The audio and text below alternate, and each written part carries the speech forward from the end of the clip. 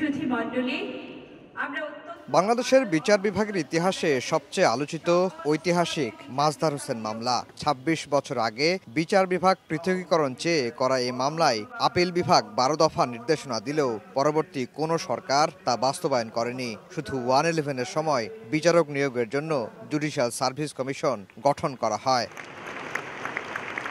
মাজদার হোসেন মামলার রায়ে বলা হয়, বিচারকরা প্রজাতন্ত্রের কর্মচারী হলেও তারা সিভিল এবং অ্যাডমিনিস্ট্রেশন সার্ভিস থেকে পৃথক, কাজেই শৃঙ্খলাবিধি সরকারি কর্মচারীদের থেকে ভিন্ন হবে।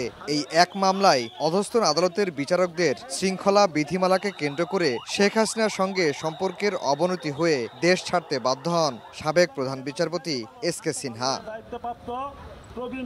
সিনহা দেশ ছেড়ে চলে যাওয়ার পর সাবেক ভারপ্রাপ্ত প্রধান বিচারপতি আব্দুল ওয়াহাব মিয়াকে দিয়ে নিম্ন আদালতের বিচারকদের শৃঙ্খলাবিধির অনুমোদন নিয়ে নেন তৎকালীন আইনমন্ত্রী আনিসুল হক। অথচ বিধিমালায় সুপ্রিম কোর্টের প্রাধান্য খর্ব করে আইন মন্ত্রণালয়কে প্রাধান্য দেয়া হয়।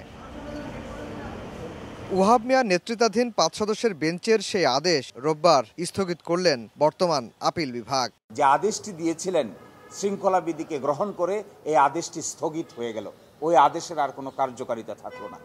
দ্বিতীয়ত হলো, শৃঙ্খলা বিধি বর্তমানে যা আছে তা অন্তর্বর্তীকালীন সময়ের জন্য কার্যকর থাকবে। আর তৃতীয়ত হলো, হাইকোর্ট বিভাগকে নির্দেশনা দিলেন ১১৬ অনুচ্ছেদকে নিয়ে যে রিট পিটিশনটি শুনানি হচ্ছে, এই রিট পিটিশনটি শুনানি করতে আর কোনো বাধা থাকলো না। নিম্ন আদালতের যে শৃঙ্খলা বিধি আছে তা এই ইন দ্য মিন টাইম যে সময় আছে সেটি কার্যকর থাকবে। হাইকোর্ট বিভাগে যে রিট পিটিশনটি শুনানি হচ্ছে সংবিধানের ১১৬ অনুচ্ছেদ নিয়ে, এই শুনানি যথাযথভাবে চলবে।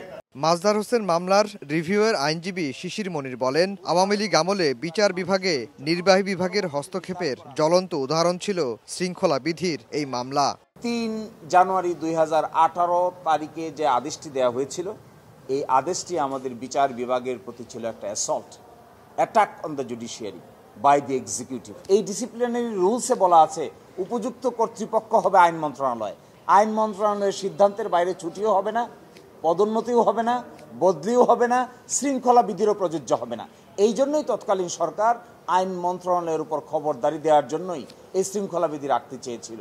কিন্তু আমাদের সুপ্রিম কোর্টের যদি স্বাধীনতা নিশ্চিত করতে হয়, তাহলে এই ধরনের শৃঙ্খলা বিধি কার্যকর রেখে কোনোভাবেই স্বাধীনতা নিশ্চিত করা সম্ভব নয়। সাবেক প্রধান বিচারপতি এস.কে. সিনহার দ্য ব্রোকেন ড্রিম বইয়ে তুলে ধরেছিলেন এই শৃঙ্খলা বিধি নিয়ে কিভাবে তাকে দেশ ছাড়া করা হয়, যা তুলে ধরা হয় আপিল বিভাগে।